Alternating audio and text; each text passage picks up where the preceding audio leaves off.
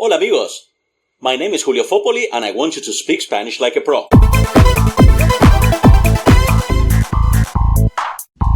The vocabulary analysis we'll do today is key to improving your listening skills. After all, vocabulary and comprehension go hand in hand. The more vocabulary you know, the easier it is to understand people. Add a lot of vocabulary to specific listening training like the one we've been doing, and in no time your comprehension skills will grow exponentially. That's why today we'll be analyzing the vocabulary from this conversation. You'll be surprised to see how many useful new words and phrases appear in this short dialogue. Even better, they are used in real life all the time, which is what really matters. As you know, making these videos takes a brutal amount of time. If you're watching this video, you are already supporting my channel. And if you give it a like, you are helping me even more. Thank you for that. And if it's within your possibilities, please consider subscribing to my Patreon page. You can donate as little as $3 a month to support my creative process. Thank you very much for being so awesome. Let's get started. Nuestra historia comienza unos días antes de la Navidad. Unos días antes de la Navidad. Unos días, unos means a few, antes means earlier, or before. However, if followed by something, we use the preposition de. Unos días antes de la Navidad. A few days before Christmas. Y la mujer dice, ¿y tú crees que tu jefe te va a regalar una PlayStation 5 para Navidad? Yo creo que sí, responde Fénix. El verbo regalar quiere decir to give away, to give, to gift. So, ¿y tú crees que tu jefe, do you think your boss, will give you a PlayStation 5 for Christmas? Ahora, look at this word, Navidad. What's wrong with it? There's a little problem there. What is it? Muy bien, Navidad has to be capitalized. Why, you may be wondering? Well, it's the name of a celebration, and as such, it should be capitalized. And Fénix says, yo creo que sí. I think so. Now, how about I don't think so? If you said, no creo que sí, you are not alone, but you're wrong. I don't think so is creo que no. It's a common mistake that a lot of students say, no creo que sí. Well, that's never said in Spanish, right? We say creo que no. So I think so, creo que sí. I don't think so, creo que no. But don't you always say, no dice siempre, que es muy tacaño, that he's very tacaño. Tacaño means stingy, tight-fisted. Don't you always say that he's very tight-fisted? Y Fénix responde, más que tacaño es pesado. Rather than stingy, he's pesado, boring, tiresome, annoying. Y la mujer dice, ¿cómo pesado? ¿Cómo? What do you mean, pesado? How come? Pesado. Y Fénix sigue, está obsesionado con su negocio de catering. Negocio, business. Catering, voz inglesa, English voice. For this, same as in English, catering. In Spanish, we say catering. So, negocio de catering, catering business. He's obsessed with his catering business. Quiere que todo esté perfecto en todo momento. He wants everything to be perfect en todo momento, at all times, all the time. Now, notice here that we have the word esté. This is subjunctive. The question is, well, why subjunctive? Why are we using this conjugation here? Quiere expresses wish. Wish may trigger the subjunctive. Wish on its own does not necessarily actually trigger subjunctive, but if some conditions are met, well, basically wish may trigger subjunctive. It's not the purpose of this presentation to talk about the subjunctive, to explain and delve into the subjunctive and go in depth. But well, if you don't know really about this, a good topic to research is subjunctive. The subjunctive in noun clauses. And then this goes on like this. Buen tipo, pero es insoportable. Buen tipo. The word tipo means guy. We saw this in a previous video. Good guy. But he's insoportable. Unbearable. He's very annoying, unbearable, a pain in the neck, insoportable. Ah, ese es el que estuvo en la televisión muchas veces. Ah, ese es el que estuvo. That's the one who was on TV many times. El que may seem confusing at first. Ese es el que. But this really stands for el hombre que. As we mentioned here just seconds before this, we said tipo. Well, basically in this case, when she says es el que, this would be referring to el tipo que, el hombre que, in reference to this guy. Right, so to avoid that repetition, we just ignore the noun. We put el que. But it's the same as saying el hombre que, el tipo que. Estuvo en la televisión. So, is that the guy who was on TV many times? Y Fénix dice, sí, hasta antes de la pandemia siempre estaba en la tele. Hasta antes. Hasta antes de la pandemia.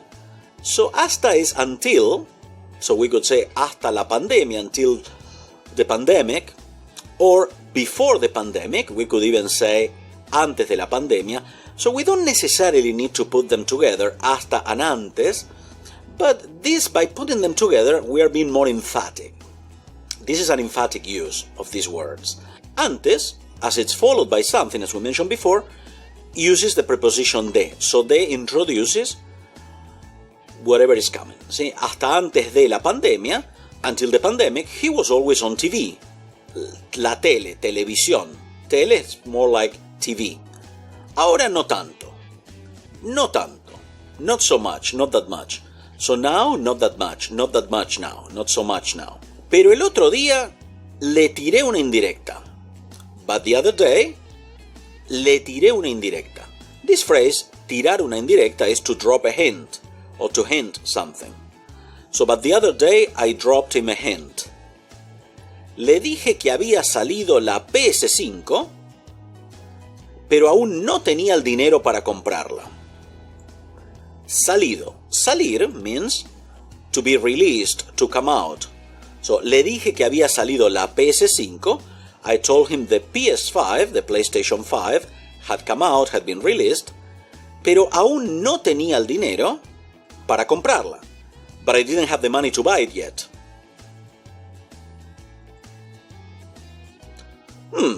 ¿Y qué te dijo? Me dijo que iba a escribirle una cartita a Papá Noel. So, what did he tell you? He told me he was going to write a letter to Santa Claus. Papá Noel, Santa Claus, although in Spanish sometimes some people say Santa Claus. I guess it depends on the region. Now, cartita. You know that the word carta means letter, but by changing the ending to ita or ito if it's something masculine, we are expressing affection or smallness. It can show that it's a little letter, right? Or it can show affection, that you are fond of this, of doing this. It's the same as if I apply to a name, Juancito, little Juan, or maybe my friend is 50 years old and I call him Juancito, that would be showing affection. And then la mujer dice, y luego la mujer dice, bueno, mucha suerte, pero no te hagas demasiadas ilusiones. Well, good luck, pero no te hagas demasiadas ilusiones. Hacerse ilusiones means to get your hopes up. So she's telling him, well, but don't get your hopes up too much. Demasiadas ilusiones. Don't get your hopes up too much. And the question would be, well, hagas. Hagas is the subjunctive form of hacer. Why are we using the subjunctive in this case? Well, this is a negative to command. Basically, we are saying, don't do this, don't do that. So, negative to commands use the subjunctive form. ¿Cómo que no? Dice Fénix. Está claro que soy su empleado favorito y va a hacer todo lo posible para que lo recuerde para toda la vida. ¿Cómo que no? Why not? ¿Cómo que no? Está claro que soy su empleado favorito. It's clear I'm his favorite employee. Y va a hacer todo lo posible para que lo recuerde para toda la vida. And he'll do his best, hacer todo lo posible, to do your best, para que lo recuerde, so that he remembers him all of his life, for all of his life. Recuerde. This is the subjunctive form of recordar. But the question is, well, why are we using the subjunctive here? Well, para que is always followed by the subjunctive. Para que lo recuerde para toda la vida. Y el día de Navidad, on Christmas Day, Phoenix begins by saying, Hola amigos, hoy es el día de Navidad. Y estoy transmitiendo en vivo sobre mi reacción al abrir mi regalo de Papá Noel. So hello friends, today's Christmas Day, and I'm transmitiendo en vivo. Transmitir en vivo is to stream live. So I'm streaming live, estoy transmitiendo en vivo, sobre mi reacción, my reaction, when I open my Santa Claus gift, or the gift from Santa Claus. But notice here that we are using the preposition al, and we know that there's this rule in Spanish that when a verb follows a preposition, it must be in the infinitive form. So notice that we say al, but we say al abrir. Al abrir. So my reaction upon opening, kind of like that would be the literal translation, upon opening, whereas in English, a verb that follows a preposition uses the ing form. In Spanish, actually, it uses the infinitive form. So I'm broadcasting live, streaming live, about my reaction upon opening or when I open my gift, regalo is gift or present, from Papá Noel, from Santa Claus. Nada mejor que terminar un año malísimo con una gran noticia. There's nothing better than ending a horrible year, malísimo. Malísimo is the superlative form of malo, like extremely bad. So this ending ísimo or ísima, it's called a suffix actually, a suffix, these particles that are added to adjectives in this case, to an adjective, the ending ísimo or ísima expresses this idea, this extreme idea. It's not a bad year, it's a horrible year, horrendous year, malísimo. And then it says, nothing better than ending a horrible year con una gran noticia. With a great story. Con una gran noticia. With a great piece of news. With some great news. Salió la Play 5. So the PlayStation 5 came out. As we saw earlier, was released, came out. Y se la pedí a Papá Noel. Se la pedí. So basically what we are saying there is, se la pedí, I asked Santa Claus for it. Se la pedí. If you're not sure about this se la, se would be an indirect object pronoun there. La is a direct object pronoun. I know it may sound like jargon. It's not the purpose of this video to explain direct or indirect object pronouns, but I'm going to link this. I'm going to put a link at the top of this video now, and also in the video description, because I have an amazing series that goes step by step on all this. Basically, it explains all this topic, direct and indirect object pronouns, everything step by step in something that I think is like 20 videos. So definitely that will do a better job than if I try to explain this now in 10 seconds. So, the PlayStation 5 came out, and I requested, I asked Santa Claus for it. Y ya llegó mi regalo navideño. Navideño means Christmas, but it's more like as an adjective, like a Christmas gift in this case. So it's modifying regalo, right? We could have said also regalo de Navidad. My Christmas present has already arrived. Ya llegó, y ya llegó. Remember, I could pronounce this like ya, y ya llegó, or y ya llegó, mi regalo navideño. So, my Christmas gift has already arrived. A ver, it's a great phrase that means let's see. A ver, voy a buscarlo. Voy a buscarlo. Buscarlo means to look for, buscarlo. I'll look for it, I'll get it. Ah, y tiene una cartita. A ver, cartita, as we saw before, is the diminutive form of carta, and basically this ending ito, ita, it's to show affection or smallness, right? And a ver, as we saw before, means let's see. Oh, and it has a letter, let's see. And here Santa Claus's letter. Carta de Papá Noel. Papá Noel dice, querido Fénix, este ha sido un año muy duro para todos. So dear Fénix, this has been a very hard year for everyone. Es por eso que gracias a la ayuda de tu jefe Nahuel, pude hacerte llegar el regalo jamás imaginado. Espero lo disfrutes, jo. Bueno, es por eso que gracias a la ayuda de tu jefe Nahuel, es por eso. That's why. That's why, probably we would include the word que as well. That's why, gracias a la ayuda o a la ayuda de tu jefe Nahuel, thanks to the help of your boss Nahuel,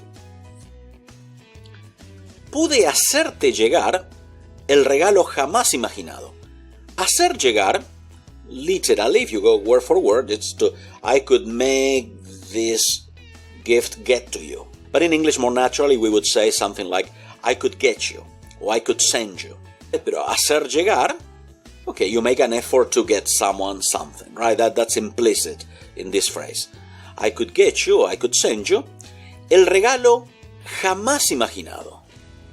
Jamás has this idea of never, so never imagined. Well, doing some jiu-jitsu here, this would be more like, basically it would be el regalo jamás imaginado, an unimaginable gift. It's so amazing that you could never have imagined getting something like this. That's implicit. Jamás imaginado. And then he goes on to say, espero lo disfrutes. Jo. Espero lo disfrutes. I hope you enjoy it. Notice here that we have disfrutes. This is subjunctive. Why subjunctive here? Well, espero, if you hope, you wish for something to happen, may trigger subjunctive. It's one of the conditions, not the only one. So not every time you see espero, you will see subjunctive right next to it or right after that. But it's one of the conditions, and again, we are not going to dwell into the subjunctive, but if you have doubts about why this triggers this special conjugation, that's the topic you have to research, subjunctive. Especially, in this particular case, subjunctive in noun clauses. And finally, Fénix says, un muñequito del insoportable de mi jefe. No! Muñequito comes from the word muñeco, which means doll or action figure. And he's saying something like, un muñequito. Notice the same ending, muñequito. So this ending ito, again, we saw that this is used to talk about affection or smallness. In this case, it was a little toy, so probably he would be talking about smallness. He doesn't have a lot of affection for this, as you can see in the story, as you can see from the video. And insoportable means unbearable, insufferable, annoying, pain in the neck. So he would say, oh, he's surprised, he's shocked, because he got a little doll, a little action figure, not just from his boss, but in the liking of his boss. If you see that action figure, it's actually a small version, a small replica of the boss himself. And that's why he's so annoyed. Instead of a PlayStation 5, he got this little toy. How would you feel in such a situation? Excellent work, my friend. If you reached this part of the video, congratulations, felicitaciones. You are unstoppable in your commitment to develop your listening skills, no matter what. And before we go, if you like this type of material, please don't forget to like the video, subscribe to the channel, and click on the notification bell. So every time I upload some new materials, you'll be the first one to know. And if it's within your possibilities, please consider subscribing to my Patreon page. You can donate as little as $3 a month to support my creative process. Thank you. Muchas gracias. My name is Julio Foppoli, and remember, I want you to speak and understand Spanish like a pro. Nos vemos pronto.